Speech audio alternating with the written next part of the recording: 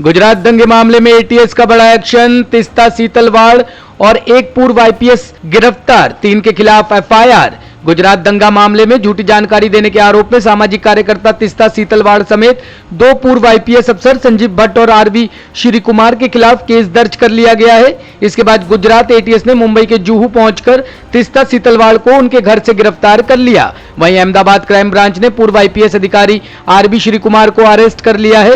FIR के मुताबिक आरोपियों ने जकिया जाफरी के जरिए कोर्ट में कई याचिकाएं लगाई और एसआईटी प्रमुख और दूसरे आयोग को गलत जानकारियां दी। जानकारी के मुताबिक गुजरात एटीएस की 2 टीमें मुंबई पहुंची। एक team Santa cruise police station गई तो दूसरी टीम मुंबई पुलिस के साथ तीस्ता सीतलवाड़ के जुहू स्थित घर गई। इसके बाद टीम उन्हें हिरासत में लेकर सांता क्रूज थाने पहुंच गई।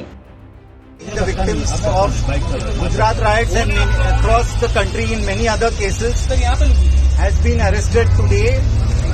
She has been taken by Gujarat ATS right now, and the sections which they are applying is 468 and 471. We don't know the full details of the case as yet. We were not informed. They barged into, they assaulted her and they have taken her. आप नेता संजय सिंह ने कहा, जिस दिल्ली की कानून व्यवस्था गृह मंत्री के अधीन, वहां एमएलए से मांगी जा रही रंगदारी। आम आदमी पार्टी के 2 विधायकों को मिली जान से मारने की धमकी को लेकर अब सियासत गर्म होती दिख रही है।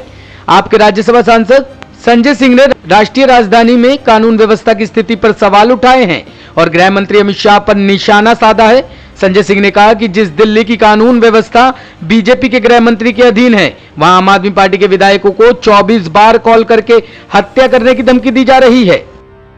पत्रकार बंधुओं को नमस्कार। दिल्ली जहां की कानून व्यवस्था भारतीय जनता पार्टी के गृह मंत्री अमित शाह जी के अधीन है, दिल्ली जहां की कानून व्यवस्था सीधे केंद्र सरकार मोदी सरकार के अधीन है, वहां पिछले दिनों कई गैंग वॉर की घटनाएं दिल्ली में हुई। कोर्ट के अंदर गोलीकांड और मर्डर की घटना हुई। लेकिन अब जो शुरू हो गया है उसको जानकर आप हैरान होंगे। आपको यकीन नहीं होगा कि दिल्ली में आम आदमी पार्टी के चुने हुए विधायकों पर माफियाओं के फोन आ रहे हैं, उनसे पैसे की वसूली की मांग की जा रही है, उनको धमकी दी जा रही है, उनको जान से मारने की धमकी दी जा रही है।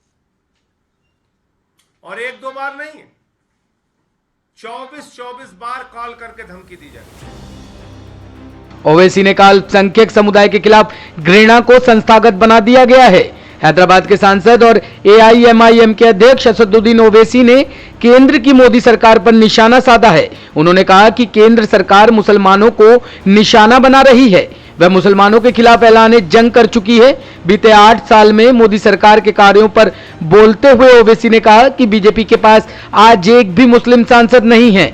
11 राज्यों में उनकी सरकार है और सिर्फ एक मुस्लिम मंत्री है। जो कुछ भी अल्पसंख्यक मंत्रालय का बजट है उसका इंप्लीमेंटेशन 0 है। उन्होंने कहा कि 8 साल में मॉब लिंचिंग के नाम पर क्या तमाशा हुआ है ये सबने देखा है, आज भी हम देख रहे हैं।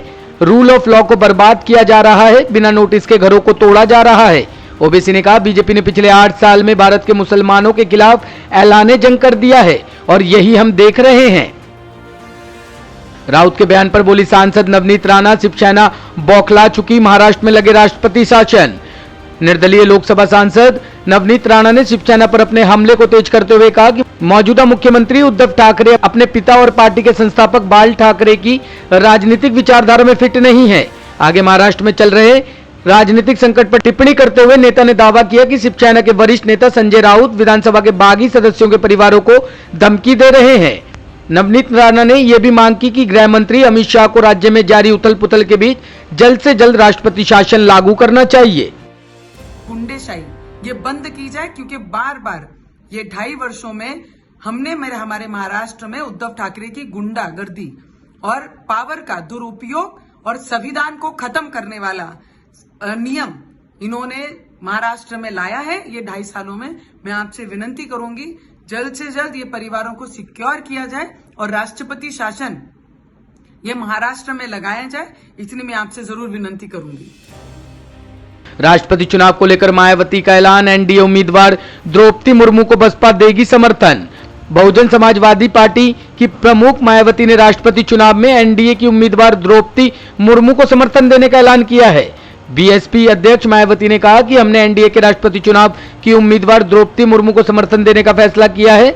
हमने ये फैसला ना तो बीजेपी या एनडीए के समर्थन में और ना ही विपक्ष के खिलाफ, बल्कि अपनी पार्टी और आंदोलन को ध्यान में रखते हुए लिया है।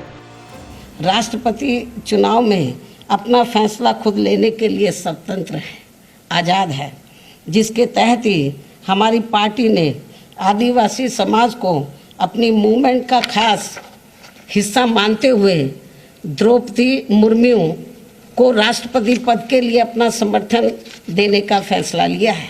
और हमने ये अति महत्वपूर्ण फैसला बीजेपी व इनके एनडीए के पक्ष में नहीं और ना ही इनके विपक्ष यूपीए के विरोध में कोई सोच कर लिया है, बल्कि अपनी पार्टी व मूवमेंट को विशेष ध्यान में रखकर ही एक आदिवासी समाज की योग्य व कर्मठ महिला को देश का राष्ट्रपति बनाने के लिए ये खास फैसला लिया है।